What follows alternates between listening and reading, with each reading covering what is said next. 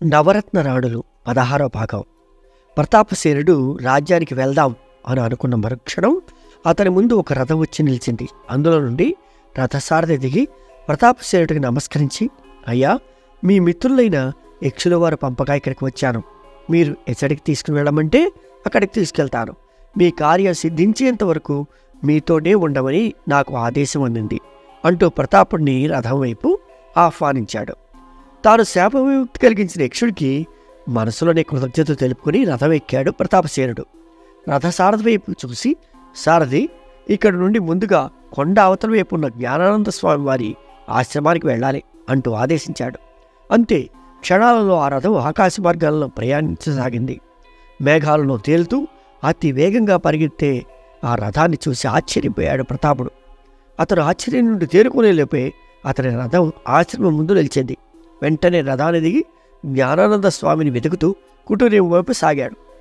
అప్పుడే ధ్యానం ముగించిన స్వామివారు ప్రతాపుడు చూసి సాధారణంగా ఆహ్వానిస్తూ, రానాయన, నువ్వు చేపట్టిన కార్యాన్ని తప్పక సాధిస్తావని నాకు తెలుసు అంటూ అతడి భుజాన్ని తట్టారు.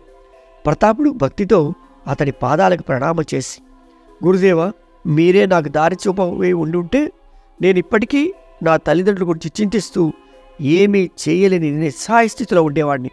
అందుకే నవరత్నాలతో ముందుగా మీ వద్దకే వచ్చాను అని కత్తి పీడిలో దగదగా మెరుస్తున్న నవరత్నాలు చూపాడు ప్రతాపుడు. వాటిని తన చేతితో తాగి, నాయన, నీ పట్టుదల వల్ల, నీ ధైర్యం వల్ల నవరత్నాల గురించి విశ్వమంతా ఇక తెలుస్తుంది. అవి కలిసి ఉంటే కలిగించే శుభాల గురించి లోకం తెలుసుకుంటుంది. నవరత్నాలు ఈ లోకంలో ఉన్నంతకాలం నీ పేరు కూడా చిరస్థాయిగా నిలిచిపోతుంది. వెళ్ళిరా, నీ గురువుగారిని తోడు తీసుకుని వెళ్ళు. అతడు నీకు అన్ని విధాలా సహాయపడి అవసరమైన సమయంలో కొన్ని చిక్కుముడులను పరిష్కరిస్తాడు అని దీవించారు. జ్ఞానానంద స్వామి వద్ద సెలవు తీసుకుని రథంలో తన గురుకులానికి చేరాడు ప్రతాపుడు. అక్కడ గురువుగారిని, ఆశ్రమవాసులు కలిసి తన గురువుగారితో రాజ్యానికి ప్రయాణమయ్యాడు. మార్గమధ్యంలో తన సాహసయాత్ర గురించి తన గురువుగారికి క్షుణ్ణంగా వివరించాడు అతను. నాయన, ఇంకా నేనే రాజ్యానికి బయలుదేరుతామని అనుకున్నంతలో నీవే నా కోసం వచ్చావు. గత 6 నెలలుగా రాజ్యం అంతా అల్లకల్లోలంగా ఉంది అన్నారు అతని గురువు. 6 నెలల అంటే నేను అడవిలో 6 నెలలు ఉన్నానా అని అడిగాడు ప్రతాపుడు. అవును, ఈనాటికి నువ్వు వెళ్ళి సరిగ్గా 6 నెలలు అని సమాధానం ఇచ్చారు గురువు.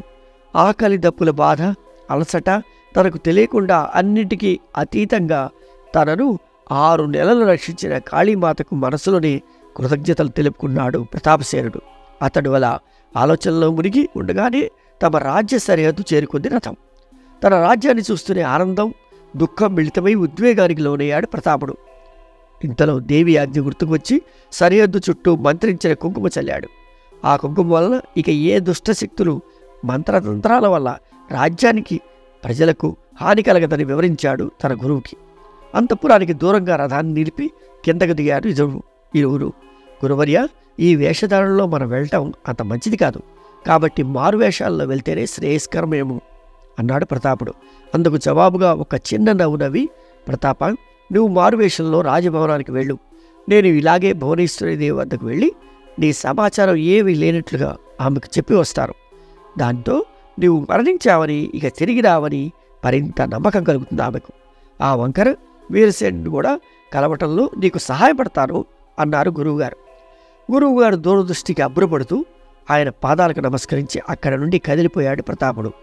అతడి రథం ఆకాశ మార్గాన్ని ఎగిసి అక్కడే మేఘాలు చాటున అతడి ఆదేశాల కొరకు ఎదురు చూడసాగింది. కొన్ని నిమిషాల్లో సాధారణ సైనిక దుస్తుల్లోకి మారాడు ప్రతాపుడు. అతడి మొహాన్ని పెద్దదైన తలపాకతో పూర్తిగా కప్పేసి ముందుకు సాగాడు.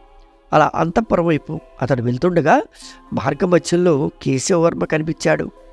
అతన్ని చూస్తూనే ఆగి, కేశవవర్మ అని మెల్లగా పిలిచాడు ప్రతాపుడు.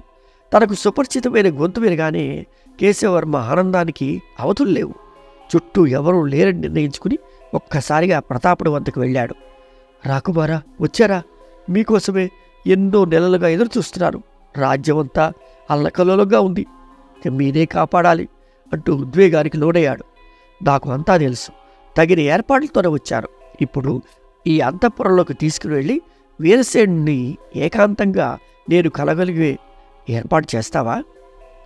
తన వంతు ప్రయత్నం చేయడానికి గురువుగారు వెళ్ళారు. కానీ ఎందుకైనా మంచిది, మనం కూడా ప్రయత్నిస్తే కార్యం సిద్ధిస్తుంది అని అన్నాడు ప్రతాపుడు.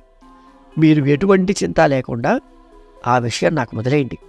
భువనేశ్వరి దేవికి నా మీద ఎటువంటి అనుమానం లేదు కాబట్టి వీరసేనుడి ఆంతరంగిక సైనికుడిగా మిమ్మల్ని నేను నియమిస్తాను అంటూ లోపలికి తనతో తీసుకెళ్లాడు కేశవర్మ. కొన్ని నిమిషాల్లో వీరసేనుడు పక్కనే అతని కాపలాదారుడుగా నిలబడి ఉన్నాడు ప్రతాపుడు. వీరసేనుడి స్థితిని చూసి బాధ కలిగింది అతనికి. కన్న కొడుకును కూడా మంత్రాలతో బంధించిన భువనేశ్వరి దేవిని తలుచుకుని కోపంతో పొంగిపోయాడు.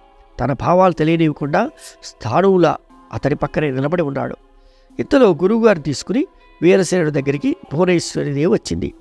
ఆమెను చూడగానే ఆవేశం కట్టలు తెచ్చుకుని ఆమెను అక్కడే అంతం చేయాలన్న కసి కలిగింది ప్రతాపుడికి. కానీ అందుకు తగిన సమయం ఇది కాదని తెలిసి అతి కష్టం మీద తన ఆవేశాన్ని అదుపులో పెట్టుకున్నాడు. వీరసేనుడి వద్దకి భువనేశ్వరిదేవి వెళ్ళి, కుమారా, ఈయన గురుకులంలో ఉండే గురువరిలు ఇప్పుడు నీకు రాజ్యపాలనలో కొత్త అవగాహన కల్పించడానికి నీకు సహాయం చేయడానికి ఇక్కడికి వచ్చారు. కొన్నాళ్ళు ఇక్కడే నీ చెంత ఉంటారు అని చెప్పింది. ఆ మాటలు విన్న ప్రతాపుడు అనుమానం రాకుండా రాజభవనంలో చోటు సంపాదించిన గురువుగారికి ఆయన ప్రజ్ఞకి అబ్బురపడ్డాడు. ఆయన వైపు అభిమానంగా చూశాడు. వీరసేనుడు కాపలాదారుగా ఉన్నది ప్రతాపుడే అని గ్రహించిన గురువుగారు భువనేశ్వరి దేవి వైపు తిరిగి, మహారాణి, వీరసేనుడికి మేము కొన్ని అతి రహస్యమైన రాజ్యానికి సంబంధించిన విషయాలు చెప్పేటప్పుడు ఎవ్వరూ ఉండరాదని నా మనవి. వారి పక్కన ఎవరూ లేకపోవటం మంచిది కాదు కనుక కేవలం అతడి ఆంతరంగిక సైనికుడిని మాత్రం ఉండనిస్తే చాలు. గురువుగారి పథకం పారి భువనేశ్వరిదేవి వెంటనే ప్రతాపుడి వైపు తిరిగి, హే, గురువుగారు ఎప్పుడు ఏకాంతం కావాలని ఆదేశించినా నువ్వు తప్పకుండా ఇక్కడ ఎవ్వరిని ఉండనీకు, వీరసేనుడిని కనిపెట్టుకుంటూ అంటూ ఆజ్ఞాపించింది. అలాగే నన్నట్టు తల వంచి ప్రణామం చేశాడు ప్రతాపుడు. గురువుగారిని వీరసేనుడిని అక్కడే వదిలేసి బయటికి వెళ్ళిపోయింది భువనేశ్వరిదేవి. అలా వెళ్ళిన వెంటనే వీరసేన, నేను నీతో ఏకాంతంగా మాట్లాడాలి అన్నాడు. అతడు అలా అన్న వెంటనే ప్రతాపుడు మిగిలిన సైనికులు అందరినీ బయటికి వెళ్ళమని ఆజ్ఞాపించాడు. తమ కళ్ళ ముందే భువనేశ్వరిదేవి ఆదేశాలు జారీ చేయటం వల్ల మారు మాట్లాడకుండా బయటకు వెళ్ళిపోయారు వారంతా. అదే అతనుగా తన దుస్తుల నుండి కుంకుమ తీసి వీరసేనుడిపై చల్లాడు ప్రతాపుడు. ఒక్కసారిగా తల విదిలించి మంత్రశక్తి నుండి బయటపడ్డాడు అతను. మామూలు మనిషి అవుతూనే, నా తండ్రి గారిని, మహారాణిని, రాజ్యాన్ని అల్లకలం చేసిన నిన్ను వదిలిపెట్టను అంటూ భువనేశ్వరిదేవిని తిట్టడం ప్రారంభించాడు. అతని మాటలకు ఎవరైనా వస్తారేమని భయపడిన గురువుగారు అతన్ని వారిస్తూ, వీరసేన, నేను ప్రతాపసేనుడి గురువును, దయచేసి శాంతించి నా మాట విను అని అన్నారు.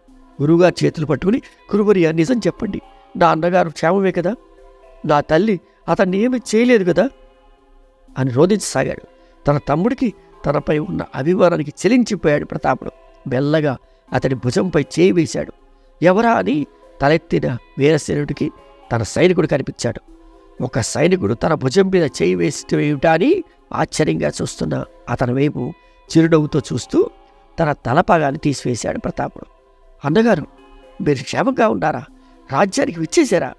ఇక నాకు ఎటువంటి చింత లేదు అంటూ అతన్ని ఆలింగనం చేసుకున్నాడు వీరసేనుడు. రోధిస్తున్న తన తమ్ముడిని అనునయిస్తూ, వీరసేన, నీవు గాబరాపడకు, మన రాజ్యాన్ని రక్షించడానికి పూర్తిగా ఏర్పాట్లతో వచ్చాను. కానీ అంతకుముందు నీకు కొన్ని విషయాలు తెలియాలి అని భువనేశ్వరిదేవి 6 నెలలుగా అతన్ని తన మంత్రశక్తితో ఎలా కైవసం చేసుకుందో వివరించాడు. కనీసం కడుపును పుట్టిన తనయుడినైనా నన్ను కూడా వదలలేదా మా అమ్మ అని ఎంతగానో బాధపడ్డాడు వీరసేనుడు. వీరసేన, ఒక రకంగా అది మనకు మంచినే చేకూర్చింది. ఇప్పుడు నీ సహాయంతో మహారాణిని ఎక్కడ బంధించిందో తెలుసుకుని అక్కడికి చేరుకోవచ్చు.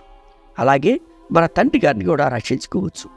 ఎట్టి పరిస్థితుల్లోనూ భువనేశ్వరి దేవికి నీ మీద తన మంత్రశక్తి ఇక పనిచేయదని తెలియనీయకుండా జాగ్రత్త పడాలి మనం అంటూ చేయవలసింది వివరించాడు ప్రతాపుడు. అన్నగారి మాటలు శ్రద్ధగా విని తన వంతు సహాయం చేయడానికి అంగీకరించాడు వీరసేనుడు. ఇక అక్కడి నుండి ప్రతాపుడిని తీసుకుని తల్లి మందిరానికి వెళ్ళాడు. అక్కడ భువనేశ్వరిదేవికి ప్రణామం చేసి, అమ్మా, ఆ అన్నపూర్ణాదేవి కారాగారంలో బతికే ఉందంటావా, లేక తిండి లేక నిద్రాహారాలు మాని చనిపోయి ఉంటుందంటావా అని అమాయకంగా మొహం పెట్టి అడిగాడు.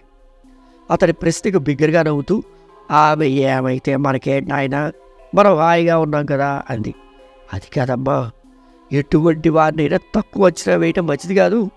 అందుకే వారిని అప్పుడప్పుడు కనిపెడుతూ ఉండటం మంచిది. అలా అని మా గురువుగారు ఇవాళ చెప్పారు. అందుకే అన్నపూర్ణాదేవి గుర్తుకొచ్చి ఇటు వచ్చాను. తన కుమారుడు తెలివితేటలకు అబ్బురపడుతూ, నిజమే, ఇప్పుడే వెళ్ళి ఆమెను చూసి వస్తాను అంది. వెంటనే ఆమె మాటలకు అడ్డుకుంటూ, నేను బాధ్యతలు తీసుకున్న తర్వాత నీకెందుకమ్మా శ్రమ? ఆమెకు బంధించిన చోటు నాకు చెప్పు, నేను వెళ్ళి స్వయంగా ఆమెను చూసి వస్తాను అని నమ్మమలికాడు. అడిగింది తన కుమారుడే అని, అతనికి అన్నపూర్ణాదేవి బంధించిన కారాగారం గురించి చెప్పినా పర్వాలేదని అనుకుని ఆ వివరాలన్నిటికీ అతనికి ఇచ్చింది. కానీ నాయన, నువ్వు అక్కడికి వెళ్ళేటప్పుడు నీ కాపలాదారుని తీసుకువెళ్ళటం మరువకు, ఒంటరిగా వెళ్ళకు సుమా అని జాగ్రత్తలు చెప్పింది. ఆ తర్వాత ఏమైందో వచ్చే భాగంలో చూద్దామా?